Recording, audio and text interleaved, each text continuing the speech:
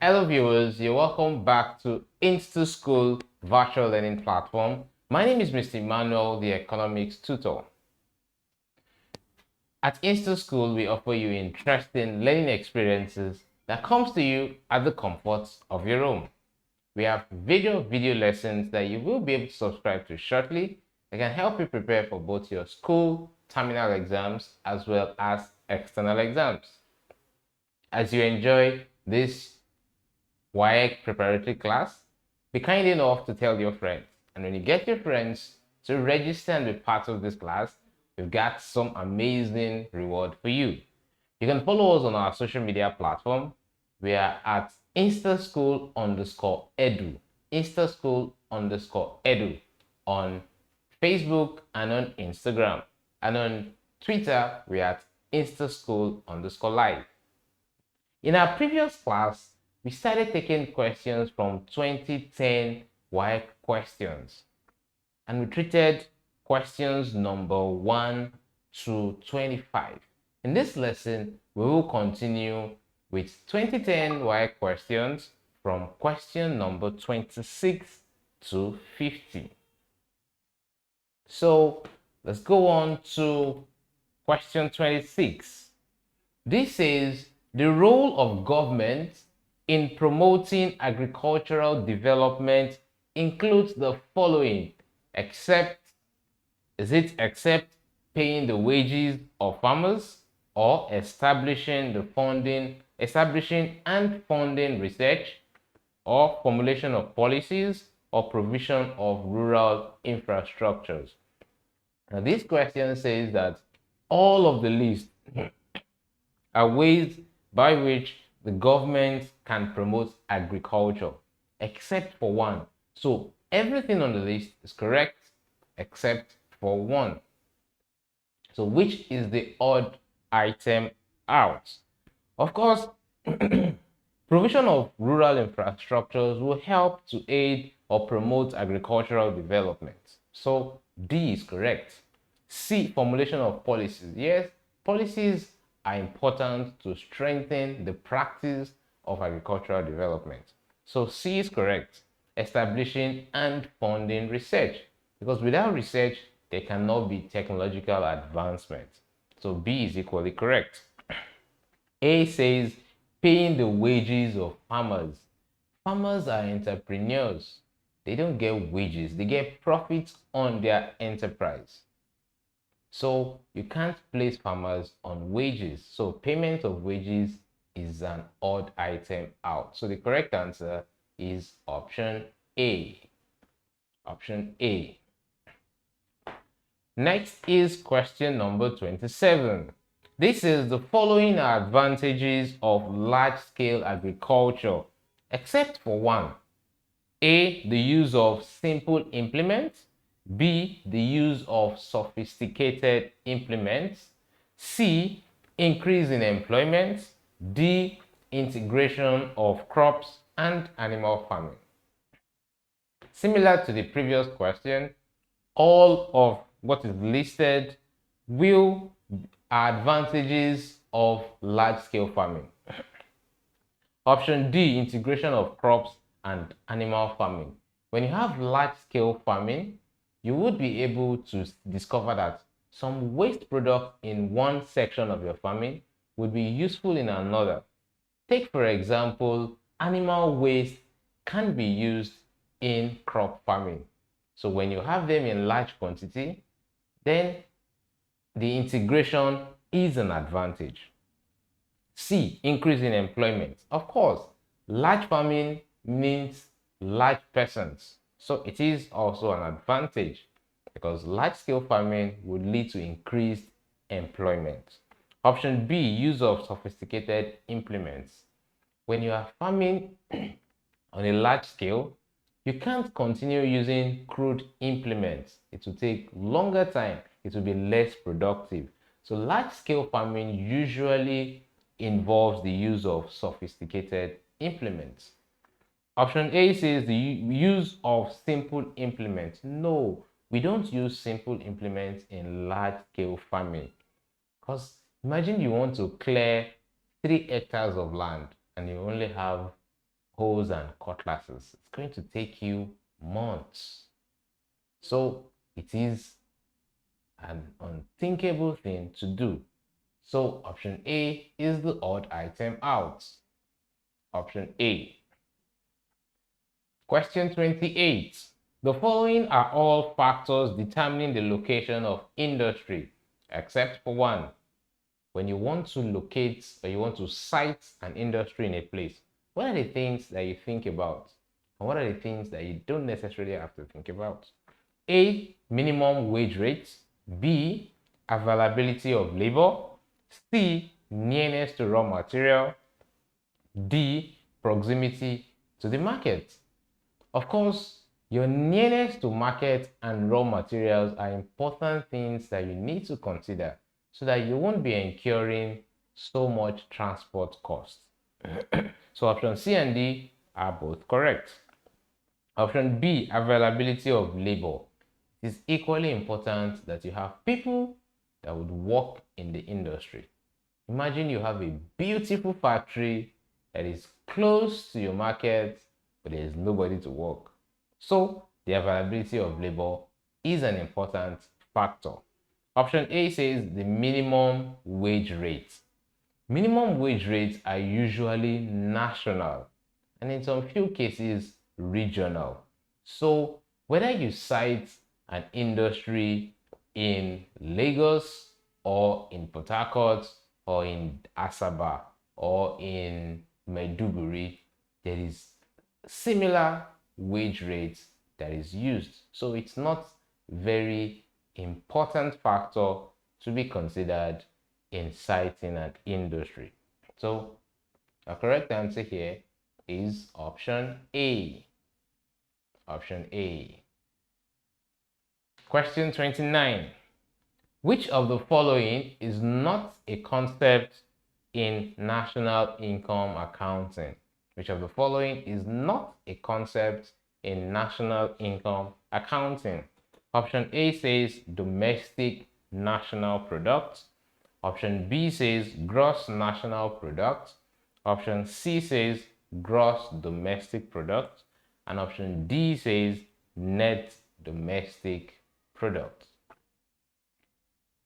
In national income accounting, we have first the gross national product, which is the monetary value of all goods and services produced by the nationals or the citizens of that country. We equally have the gross domestic product, which is the monetary value of goods and services produced within the geographical location of a country. Then we have the net domestic product. The net domestic product is the monetary value of goods and services produced within a country after the adjustment or depreciation or capital consumption allowance. In all of this, we do not have any term that is called domestic national product. So the odd item out is option A. There is no concept as the domestic national product. Question number 30. Which of the following equation is appropriate for determining the net domestic product? This should be a piece of cake. I just explained it in the previous question. So option A says NDP, which is the net domestic product, is equals to GNP minus depreciation. Option B says NDP is equals to GDP plus net income from abroad. Option C says NDP is equals to GDP minus depreciation. And option D says NDP is equal to GDP times net income from abroad. Now, first, we should know that the net domestic product is gotten from the gross domestic product. You understand that? Similarly as you would get your net profits from gross profits. The same way your net domestic product is gotten from gross domestic product. Now we come about our net domestic product by deducting or adjusting for depreciation. So don't get it confused. Option A, we have gross national product. Gross national product, which makes it wrong. The correct answer is gross domestic product minus depreciation. So our correct answer is option C. Option C. Question 31. Which of the following overestimates the value of national income? Which of the following will give us an overestimate of the national income? Option A says incomplete statistical data. Option B says wrong timing of computation. Option C says changes in price of goods within the year. And option D says double counting. Incomplete statistical data would only give us lower or underestimation.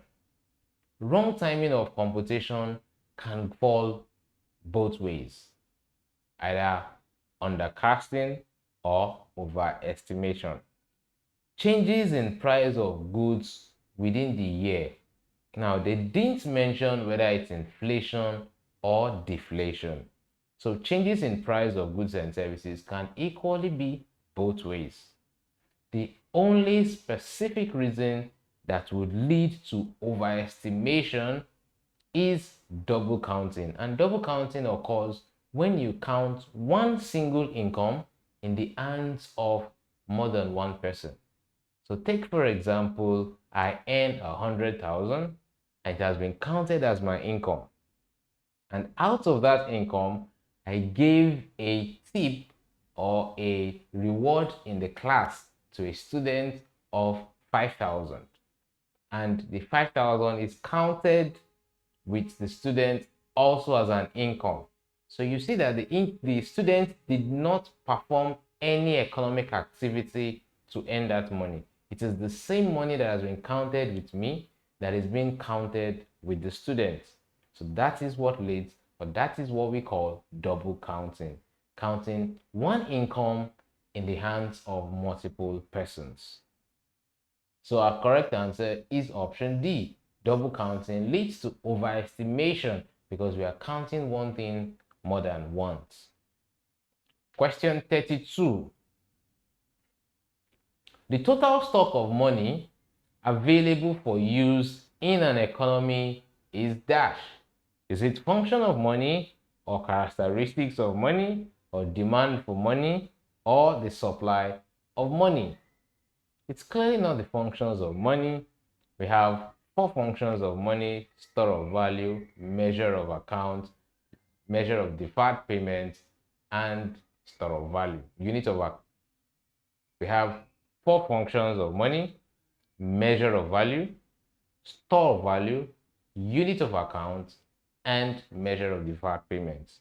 We have several characteristics of money: acceptability, durability, portability, homogeneity, about 7 or 8 of them.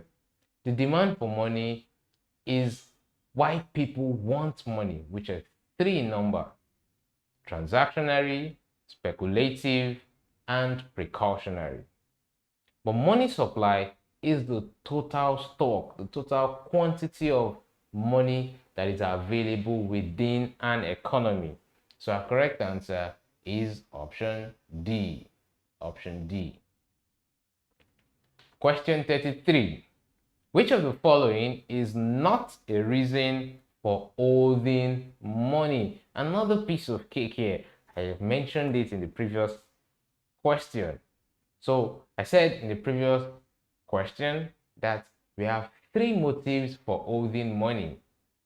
So speculative, that's the need to hold money to take advantage of future changes in price. The need to hold money for investment. Then we have transactionary, which is the need to hold money to attend to your day-to-day needs, your day-to-day buying and buying of goods and services. You want to pay for a pair of footwear, you want to pay for transportation, you want to grab a bottle of drink, all those are transactionary motive of holding money. And then the precautionary motive of holding money is the need to hold money for future unforeseen circumstances. So speculative or speculations, transactions, and precautionary. There is no ostentation motive behind holding money. So option A is the odd item out. Question 34. The best way of combating demand pull inflation is to dash. The best way of combating demand pull inflation. Is it to increase income taxes or to reduce income taxes or to increase import duties or to increase salaries and wages? What is demand pull inflation? Demand pull inflation. Okay, first, what is inflation? Inflation is a consistent rise in the general price level. Now, a demand pull inflation is a consistent rise in general price level, which is caused by increasing demand without increasing products. So it is an inflation that is caused when people have so much money to demand for goods, but there are not much goods for them to buy. So there is pressure on the available goods. So how do we make sure that people do not have so much money to chase so little goods? Option A, do we increase their income tax? Yes. When we increase their tax, it reduces the money they have left with them. But let's see other options. Option B says reduce income tax. When you reduce income tax, they would even have more money. So that will lead to more inflation. So option B is wrong. Option C says increase import duties. When you increase import duties, you have less imports because imports would be cheaper. You may have less people buying imports, but there is still inflationary pressure on the domestically produced goods. So that does not help to solve the problem. So option C is wrong. Option D says increase salaries and wages. Whoa, that will lead to further escalation of inflation. So option D is wrong. Our only correct answer is option A, increase income taxes to reduce their disposable income. Question 35. In which of the following ways has inflation adversely affected your country's economy? Take a look at your economy. How has inflation affected us?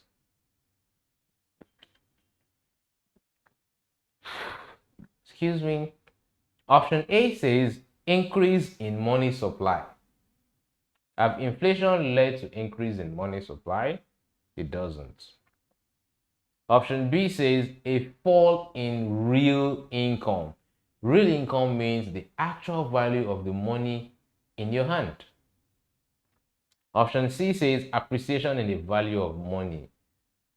Okay, so option B and option C are direct opposite of each other. Option A says that the money you have can no longer buy what it used to buy. So if you have 100 naira notes with you, can it still buy a bottle of Pepsi? That is a fall in real income. Option B is saying an appreciation in the value of money. So it's saying that the 100 naira you have now can buy more than a bottle of Pepsi. Option D says increased employment. Inflation can lead to increased unemployment, but it takes deliberate government policy to achieve that. For inflation to lead to employment, it will mean that the demand from people is met by increased production so that there will be more people, there will be more products for people to buy and thereby leading to employment. But that needs deliberate government policies. It's not automatic. So The adverse effects of inflation in our country is that it has led to a fall in real income. The money you used to have cannot buy what it used to buy, and that is an adverse effect. So a correct answer here is option B. Option B. For those of you just joining us, my name is Mr. Emmanuel, the economics tutor here at InstaSchool. InstaSchool is where we have interesting learning experience at the comfort of our home. We have various video lessons that you will be able to subscribe to that can help you prepare for both your school exams as well as external exams. As you enjoy this class, be kind enough to tell your friends. And guess what? When you bring your friends to register and be part of our classes, we have a reward waiting for you. You can follow us on our social media platform. On Instagram and Facebook, we are at instaschool_edu. And on Twitter, we are at instaschool_live. So follow us, like our page, drop a comment, any questions, any academic questions you have, feel free to drop them and we would attend to them. You can also learn about our various services and promotional offers on our social media pages and get to learn fun learning facts.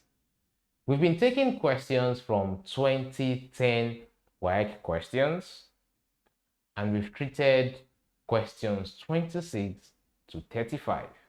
So let's continue with the remaining questions. Question 36. This says,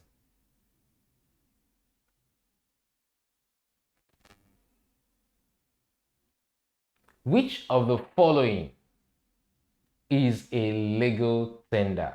Which of the following is a legal tender? A. Banknotes.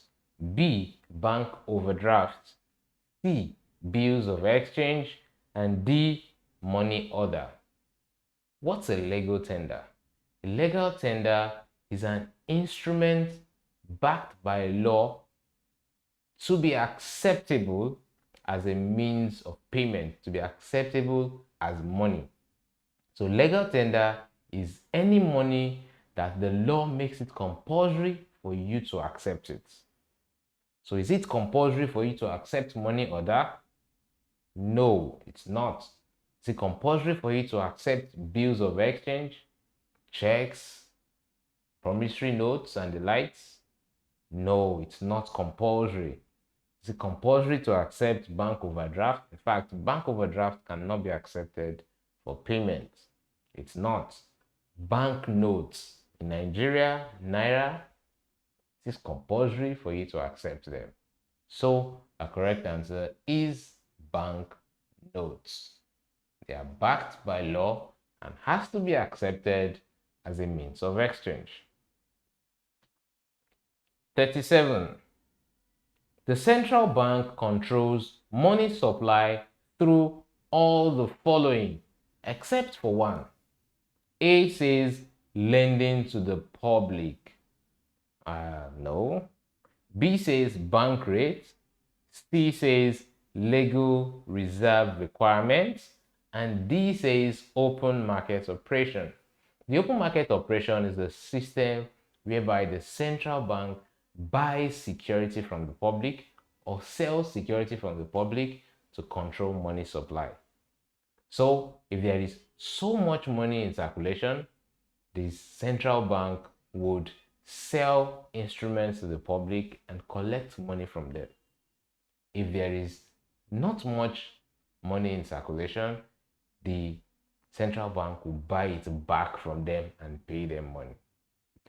The legal reserve requirement is a requirement that the central bank stipulates for commercial banks of the amounts they are supposed to have as reserves.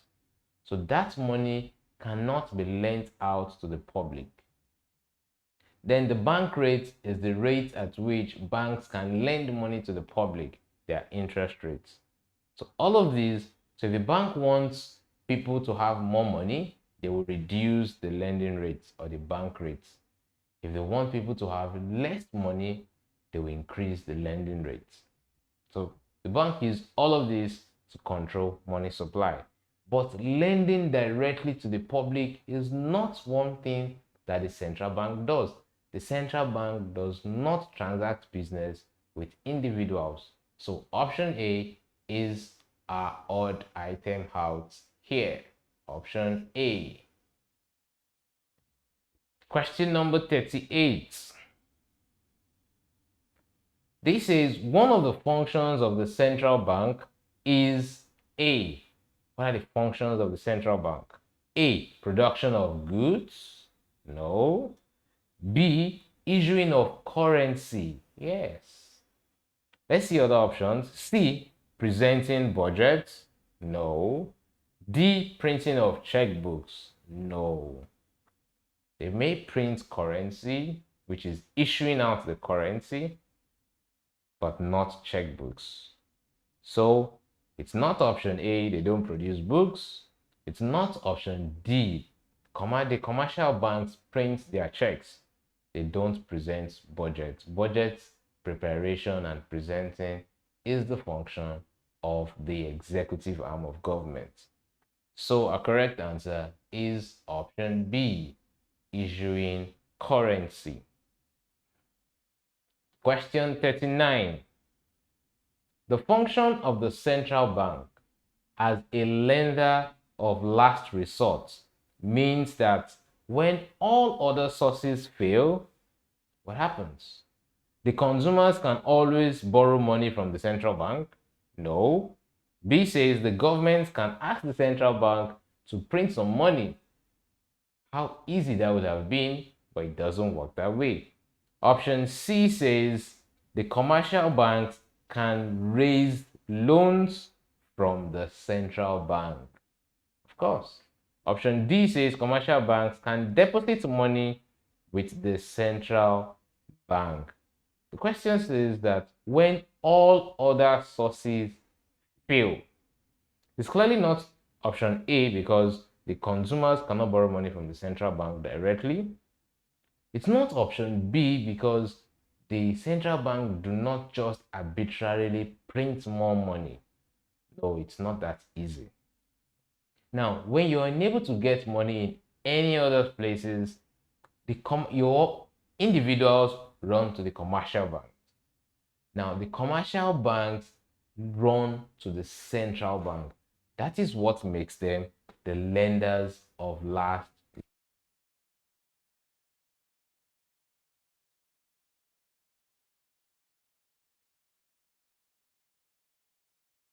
Makes them lenders of last resort.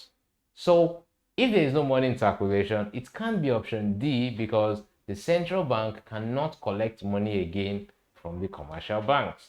So our correct answer is option C.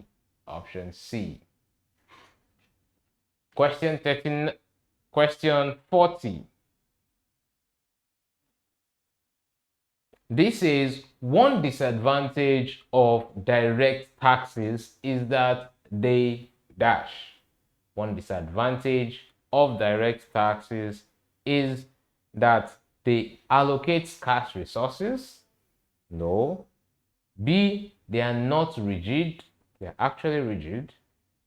Option C, they can be progressive. Then that should not be a disadvantage. That should be an advantage. Option D, they can be evaded. First, let's learn about direct taxes. Sure, you know that taxes are compulsory levies by a supreme authority, the government, on the income, profits, or properties of individuals or organizations.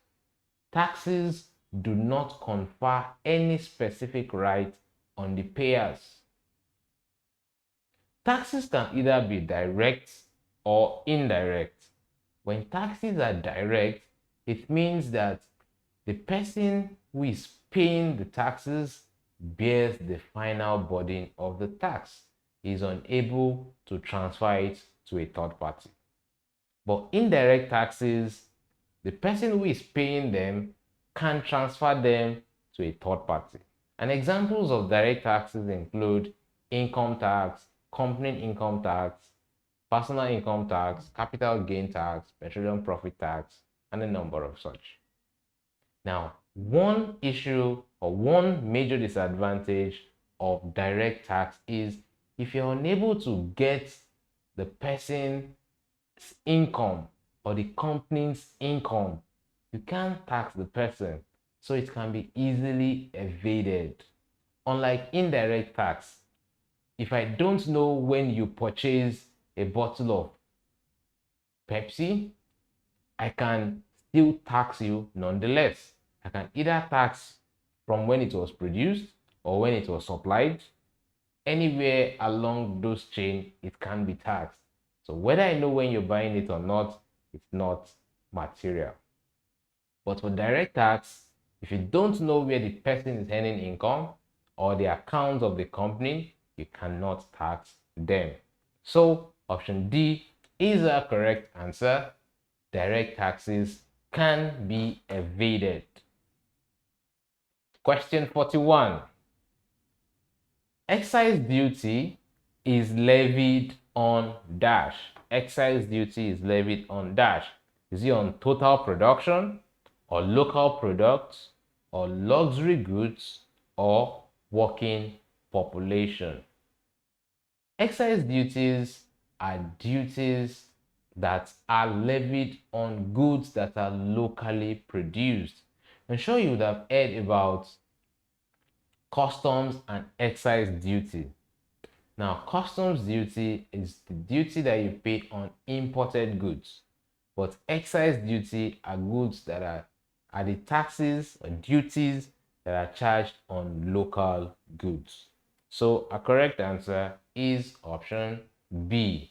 Excise duties are levied on local products or locally produced commodities. Question 42. A component of the national debt of a country is dash. What is one of the ways or one of the things that make up the national debt? A says taxation. No, taxation is one of the revenues of the country. B, bank savings. No, clearly not. Option C is budget. No, the budget is an outline of how money would be received and spent. Option D says treasury bills. Treasury bills are financial instruments which the government used to raise funds. It's a way of the government borrowing from the public. So, correct answer there is option D. When the government sells treasury bills to the public, collects money from the public as a loan to be paid back in future dates with interest. So it is a debt on the country. Question 43. When the demand for a good is fairly inelastic, the burden of an indirect tax falls on dash. Is it more on the consumers of the goods, or more on the sellers, or on the sellers and consumers equally, or completely on capital? Now, let's refresh our memory on elasticity of demand.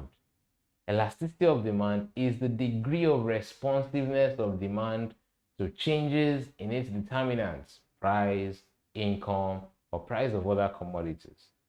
Now, when we say a good is price inelastic, or in this case, fairly inelastic, it means that a change in price will lead to less than proportional change in demand.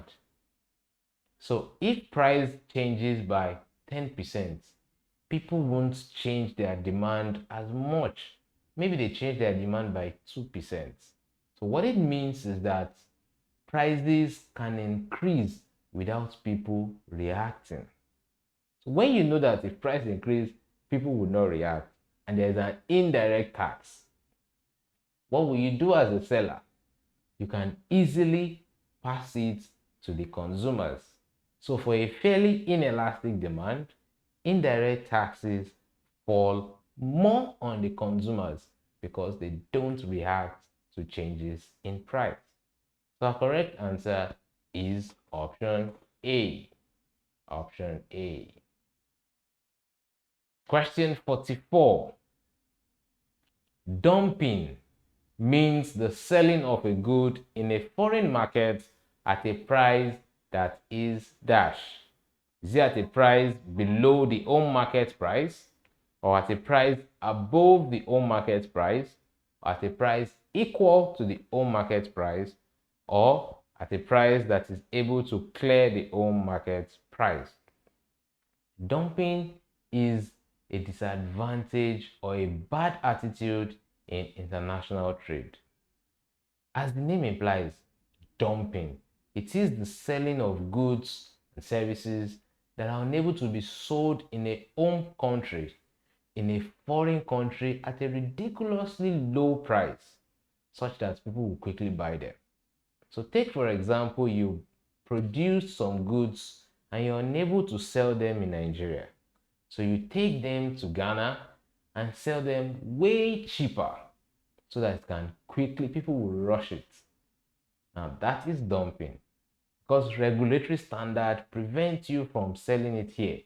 You know, in order not to lose them or destroy them, you go to another country and sell it at a price that is lower than how much you would have sold it in your home country. So dumping means the selling of goods in a foreign market at a price that is below the home market price.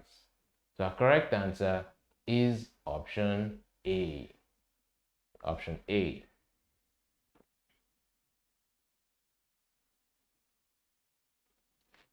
Question 45. Which of the following group of accounts make up the balance of payments?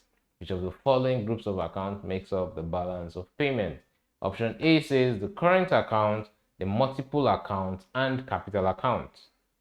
Option B says the monetary movement account, the company account, and the international account. Option C says the cash account, the double entry account, and the current account. And option D says the capital account, the current account, and the monetary movement account. You need to be careful with this question and be sure that you are not choosing a wrong answer because it has two correct components. The balance of payments is made up of three components. We have the current account, which is used to show the movement of visible and invisible goods and services. Then we have the capital account that is used to show the movement of capital stock, like investments, grants, and aids. Then we have the monetary movement account, which is used to balance the differences between the capital and the current account. If you look carefully, option A looks correct, but it is not correct. We don't have a multiple account in the balance of payments. Option B looks almost correct. It has what we are looking for in option B, in option A, but the remaining two were wrong. Option C is completely wrong. Our correct answer is option D. It has the three correct components: the capital account, the current account, and the monetary movement account. So option D is a correct answer for question number 45. Question 46. A country's balance of payments is deficit when dash. A, when a country's payments for imports of visible goods are greater than a receipt from exports of visible goods. That looks almost correct. Option B says the total receipts from our exports of visible and invisible goods are greater than our payments for visible and invisible imports. Option C says it can record a surplus on current accounts of our balance of payments accounts. Option D says that the total payments for visible and invisible imports are greater than the total receipts from our export of visible and invisible goods. Now, balance of payment is said to be deficit when you have paid more than you have received. Again, when you have paid more than you have received. And how do countries pay and receive international trade? Countries pay for imports. So when you have paid for your visible and invisible imports, your payments for visible and invisible imports, when it is higher than the amount you receive when you export, that is your balance, when we have a balance of payment deficit. So option A would have been correct, but it limits it to only visible imports and exports. Option B would have been correct, but it switches it instead. It would have been correct if it were to be balance of payment surplus. Option B would have been correct. A correct answer is option D, when our total payment is higher than what we receive. So option D is the correct answer. Question 47. In order to stabilize the oil price in the world market, there is the need for OPEC members to dash. Recall that OPEC means the Organization of Petroleum Exporting Countries. So what should these countries do? Is it A, to always have budget deficits? No. B says to encourage competition among members.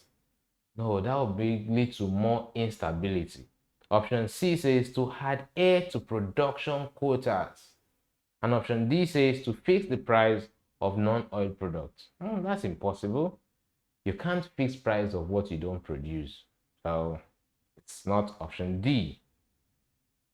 The correct answer here is option C, because when supply is steady, there is stability in the market. Imagine if you go to the market to buy a bottle of drink, and yesterday you saw 1,000 bottles of drink in the market. You'll be rest assured that yes, I can confidently buy one, isn't it? But what if you go tomorrow and you only find two? Then there is extremely lower quantity. What if in 2 days time you go back and you find 10, and the next day it's 1,000 again? It brings instability in the market. But if all countries that produce petrol stay to their quota and maintain the stability in the supply of oil products, there will be stability in the price of oil. So our correct answer here is option C. Option C. Question 48.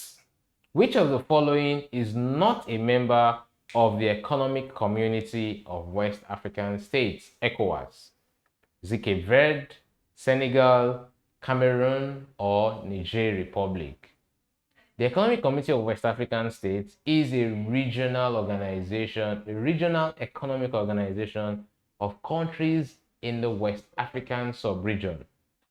It's comprised of 16 independent countries, which Cameroon is not one of them. So Cape Verde is a member, Senegal is a member, Niger Republic is a member, along with other countries like Nigeria, Ghana, Togo, Chad Republic, but Cameroon is not a member.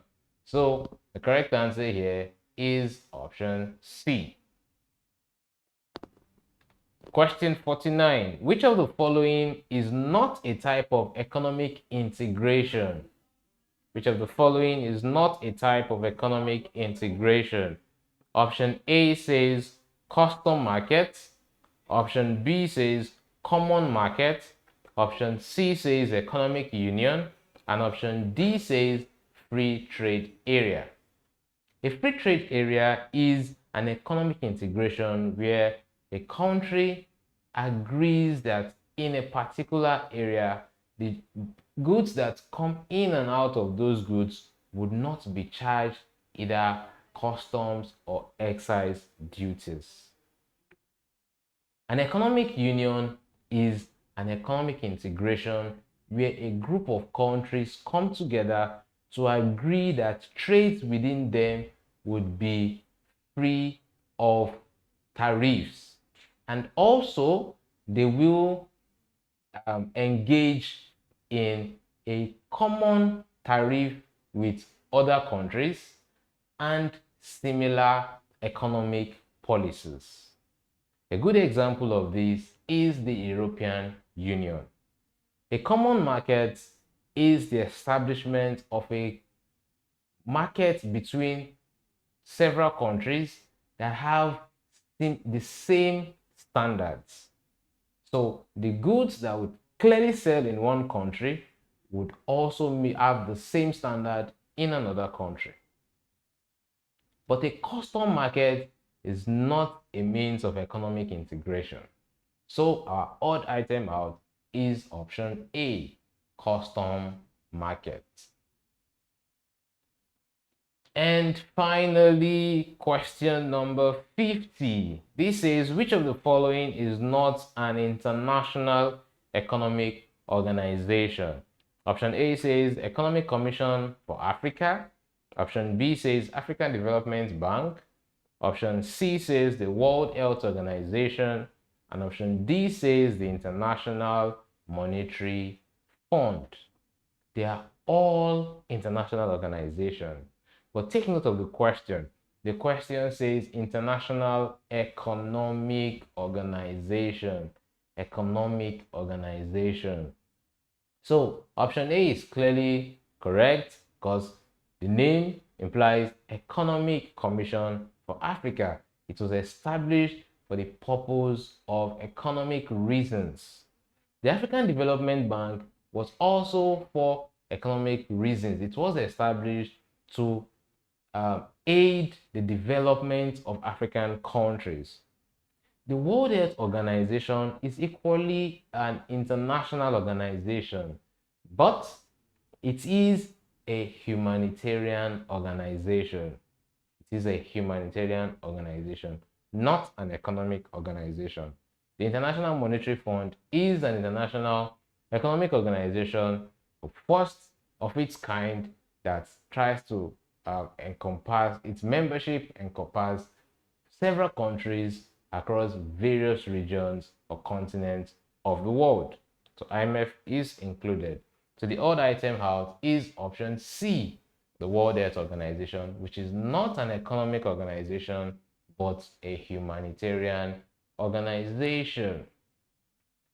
All right, so that brings us to the end of this class. It's been nice having you here. Once again, my name is Mr. Emmanuel, and see you all in the next class. Do have a nice time. Bye.